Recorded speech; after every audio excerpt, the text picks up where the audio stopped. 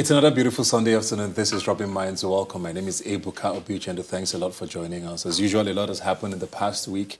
Edo and the politics there is still very much, of course, being talked about. But I think the one thing that hit a lot of Nigerians during the week was the statistics released by the Nigerian Bureau of Statistics with regards to unemployment in Nigeria. Very, very hard pill to swallow there with regards to the fact that 27% at least of Nigerians are unemployed. And I think that's a very big cause for concern, but we're going to be talking about that much later on the show. For now, we're celebrating International Youth Day today, and we're going to be talking governance, leadership, and why it still feels like young people cannot seem to make a headway into politics and governance in Nigeria. I have here with me Olufemi Bitoye. How are you doing today? I'm doing good. Thank you for having me. Thanks for joining us. Is this still a valid conversation to be had with regards to the fact that young people should be given a chance? I mean, there's the argument that young people who have held positions a few times in whether these governments or in governments in the past have not necessarily shown or given reason for them to be given a stake in the table. Do you think that's a conversation that still needs to be had? Of course, it's a valid conversation because when you look at the population of the young people in the global community, and of course in Africa, we've not taken full advantage of our youthful population. Of course, we could look at, okay, young people, they've been given opportunity in the past, but you have to look at the platforms that gave them the opportunity. So it's not really about the young people. It's about the ideology or perhaps the philosophy of the platforms that gave them the opportunity. So, of course, that will rub off on the way they perform. So this constant talk about give us a chance, I think we've heard it for as long as I can remember. And you mentioned ideology there, which is what comes to me now. Because I know I met a lot of young people who say, I want to get into politics, but I can't identify with a lot of the politicians or political parties I see. There's been talks about, okay, why don't you start your own thing? Is that still a route that you think people should look at, saying, okay, let's start our own movement, party, where we believe we think alike and can now wrest power if we feel like we need to? Well, yeah, it's fine. We could probably start a new party, but the Nigerian electoral system is designed in such a way that you've got only 3 options in any election. Excuse me. So it's either you vote for, it's fine. It's either you vote for APC, you vote for PDP, or of course, you stay at home. There's no third party, there's no third force. So we need to understand that, okay, the youth having a new political party, okay, we've got the not too young to run bill. We could have a fragmented way of creating a disruption in the political system. Maybe at the grassroots level, the councillorship, the chairmanship. But when it comes to probably going to the House of Reps, senators, then I think there's a way we need to strategically involve ourselves in the 2 major mainstream political parties.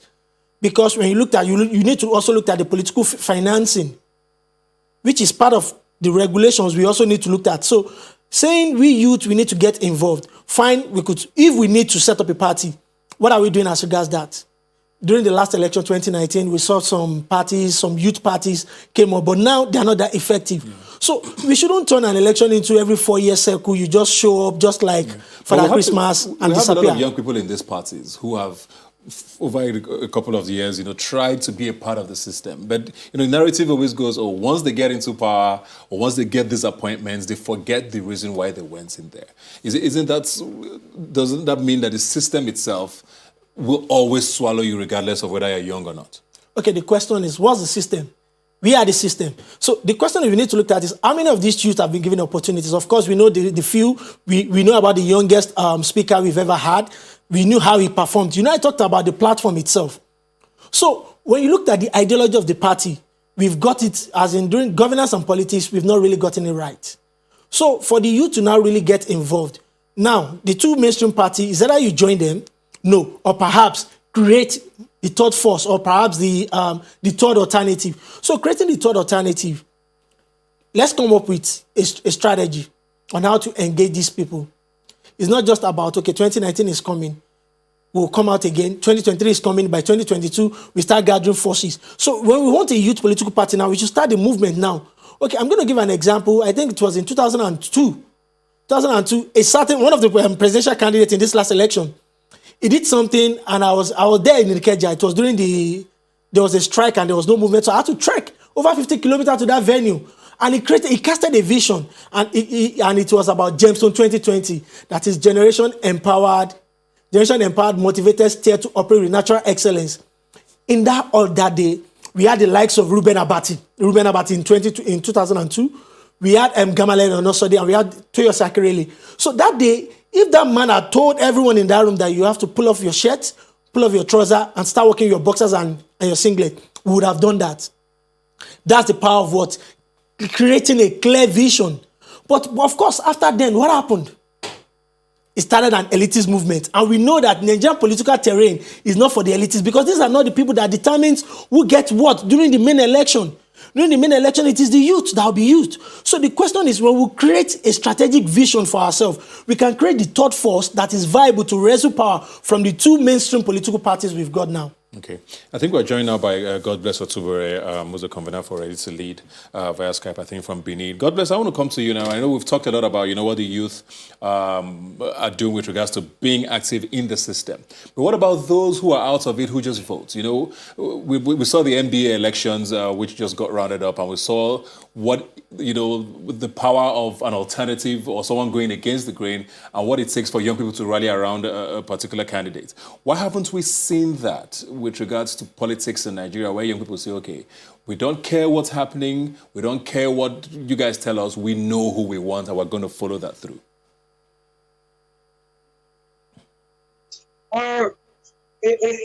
In answering that, Ebuka, I would say that the word youth is sometimes used to classify a whole range of people who sometimes have very different worldviews and perspectives. I think that is important. So, with what we've seen just recently with the NBA election, it tells you that change is possible. It's not impossible to have young people come together, no matter where they are in that demographics, to say we're going to queue behind this ideology. And I've said this to many people who care to listen.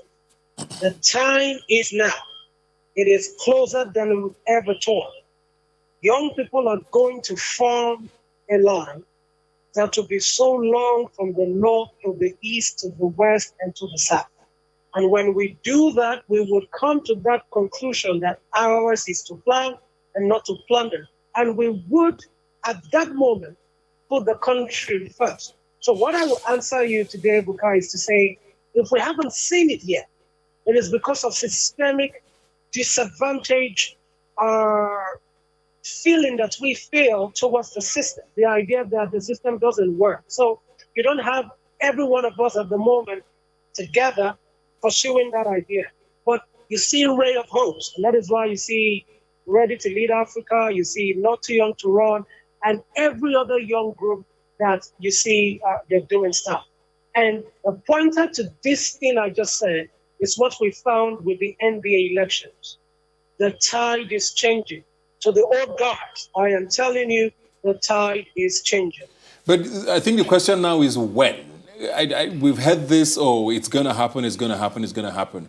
We look at the elections that are coming up. I think Edo State is coming up, then I think Ondo is next. Even with permutations for 2023, which is still far off, it still seems like it's the same names we keep hearing. I mean, at what point does this thing you're talking about come to pass? Like, it almost feels like we keep hoping, and it just never happens.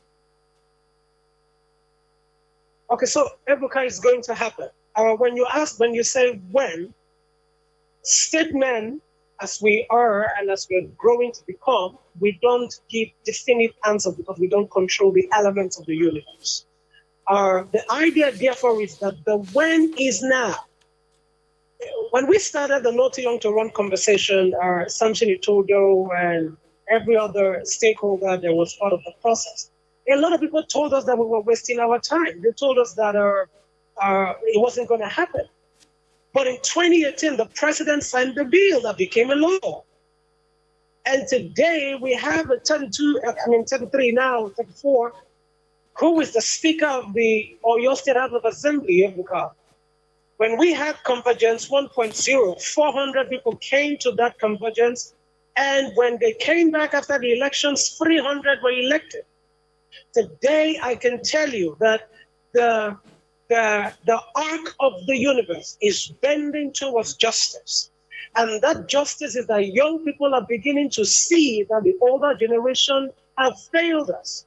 It is simply a truth that that time is now and it will happen. So what I can tell you is, if we did 300 in 2019, Ebuka, our target at Not Too Young to Run and Ready to Lead Africa and other groups, we want to do 900 or 1,000 by 2023.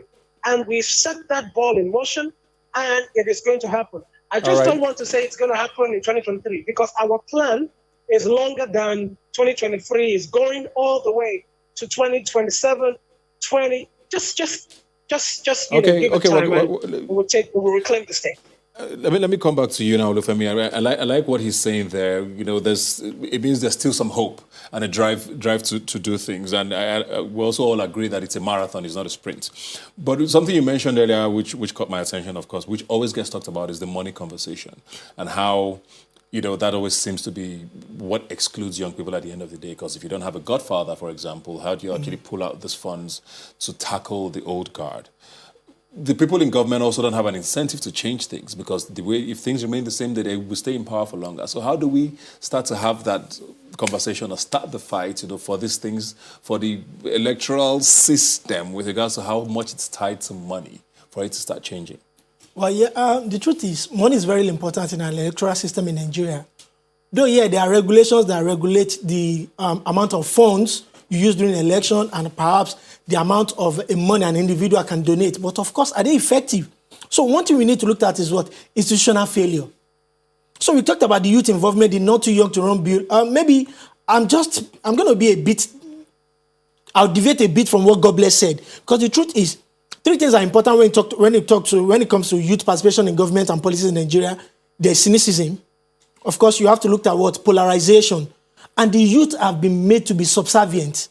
So you looked at it, okay, during the election process, these politicians, who are the people they used? The youth corpers, the INEC people that they used to manipulate this whole thing. These are things that we can't just hide away from. So now, we now talked about the financing. The way the system is, money is needed. Of course, you made mention of Godfather. Godfather, it's, okay, in the corporate world, it's just a system where we looked at the mentor and mentee structure. Of course, as a mentor, you make sure your mentee, you know, you hold the hand, you open a heart, and of course, show the way. And of course, that's the way it is in politics. But in Nigerian politics, the mentor or perhaps the godfather still dictate. And of course, we all know what comes after it. So we cannot take away godfatherism from politics. It happens everywhere in the world. In the corporate world, in our secular setting, in our religious setting, there is godfather. In the Catholic setting, when a child is given birth to, they will ask, during the Christian, they will ask, okay, who is your godfather? So godfather is important in Nigerian politics, but the thing is, we must bring morality into whatever we are doing. So it is when we bring morality into it, that's when the godfather knows that, okay, at some point, I should be able to give my godson, I should be able to give my mentee a breathing space to make an independent and quality decisions. So with that, we cannot say, okay, yes, the youth are coming up, they are coming up the rope. But the thing is, the structure has not given our youth an open way to come into the post of leadership in Nigeria. Fine, we have the Not Too Young to Run bill. But the truth is, still look at it, okay, we mentioned 2023, we've got some, okay, probably some preferably young candidates. In Kogi State, we have the governor of Kogi State, preferably young. We have the speaker of Oyo State, preferably young. But we need more of this in governance. Because when you look at the structure, okay, I was having a conversation with my brother before coming on here. We were talking about the way the older generation have made us feel as if it's a rocket science. The young guys can't understand it. It's just an ordinary body language. It's just a way. It's a picture they've painted, and the picture is not true. So they need to give a way for the new generation, new ideology. So let's bring in new energy into the political system. Do you think young people are too shooting maybe for the wrong spots? You know, we've heard a lot that one of the biggest ways to change governance in Nigeria should be legislature. You know, everybody wants to be president. Everybody wants to be a governor, forgetting that the houses of assembly and the National Assembly are places where you can actually go in and actually fix things. We have a few young people there. The ones there, do you feel like they're doing enough work, or do you feel like people should shoot more for those places as against just wanting to get these big sort of positions, quote unquote? Of course, our people, our youth need to understand that we have three arms of government. We have the legislative, the executive, and the judiciary. And of course, the legislative arm of government, it's still very, very important and valid. Of course, I'm of the opinion that, fine, they shouldn't all shoot like, okay, 2019, we've got like 6 or 7 youth presidential candidates. Whereas you can go to your local constituency, House of Representatives, Senate, because these are where the laws comes from. We heard of a recent law that was passed by the National Assembly that has generated the Kama 2020 that generated a lot of controversy. So now when we have the youth, so fine, it's good to shoot for the high offices, but we must be strategic. Look at the State House of Assembly. Let the youth go into there. The National Assembly, the Senate, the House of Rep. So from there, we can create a structure, because the presidency, the moment everybody is just eyeing the presidency, it reduces our chances. Yeah. So imagine someone like someone from Ondo who contested for the presidential election could have gone to his Akoko in Ondo State he came from. I'm sure we'll have gotten that ticket. There's a presidential candidate, there's a presidential candidate from Lagos State who will have got the senatorial ticket from Lagos East. So all these things we need to look at and see how we can restructure and have a strategy towards gaining political power. God bless. He mentioned strategy there, and that's what I want to come to now. What sort of strategy does a young person, I beg your pardon, need to come up with? If I want to run for office today, considering all of the roadblocks that we've identified, there's the money conversation, there's the Godfather along the way. Yeah. There's the quote-unquote system. As a young person, should I be discouraged? I mean, it looks like everything is supposed to work against me. The emphatic answer is no. You should not be discouraged. You cannot be discouraged. You see, under the heavens, when people are practicing self-governance and one that is called democracy, what you find is push and pull. You keep working at it. The problem we've had is that we've grown up in a system where we do not encourage push and pull, where critical thinking is not part of the fabric of how we run our society. We're quick to embrace what is easy. But in this kind of space where you are experimenting with democracy, it is never going to be easy. So I tell every young man and every young woman, the strategy is simple. Let us get back to our communities. One of the things we started doing at Ready to Lead Africa, and we've shared with the Not Young to Run team, is that we're going back to reclaim the state. And in reclaiming the state, we cannot do it from Lagos and Abuja alone. We're going to do it in, like he said, Akoko, we're going to do it in Sakale, we're going to do it in some Wari, we're going to do it in these areas. So we're going back to our communities and joining parties and working in these parties. Let me shock you. I went to a ward meeting recently. I was invited just as someone who they respected a lot in Delta State. And I was invited to observe what was going on in their ward meeting. Ebuka, what I saw, I discovered why we are where we are. The people who make up the executives at the ward level in our political party systems, I can tell you for free, they are not young people. They don't think with technology. They don't use computers. They are not in our generation. But these are the guys who will choose, who will go to the House of Assembly to make laws. So if young people want a strategy, come on, everybody, get out of Lagos a bit. Get out of Abuja a bit. Let's go back home. Join these parties and begin to build from the scratch. We don't need to spend so much money. Let's just be responsible enough to say, we can give this. Let's work in our community. I can tell you, 20 years from now, we will reclaim the state. We will not reclaim the state by being on social media alone or talking about the issues. Do not be discouraged. America's democracy today, that is the emblem of what we all look at and say we want to be like, is push and pull. I was attuned to study that democracy for a long time. I was in the homes of the founding fathers of America. Ebuka, it is a push and pull, and we're going to keep walking. Thank you very much. Very, very quickly now, before we go, very quickly, Fola, Olufemi, what do we have 20 years? Do you think we have 20 years to be patient to take over? The truth is, we don't have 20 years. So I always tell people that when it comes to election period, you just don't have to vote based on just your belief. You have to vote because your vote have got consequences. You know, when you know that, okay, me voting, so you just don't vote as according to, okay, I believed in this candidate. It is just beyond that. And as a youth, by the time we begin to analyze, just as he mentioned, we need to now be more strategic. Go to grassroots. I always tell people, join grassroots. Politics is local.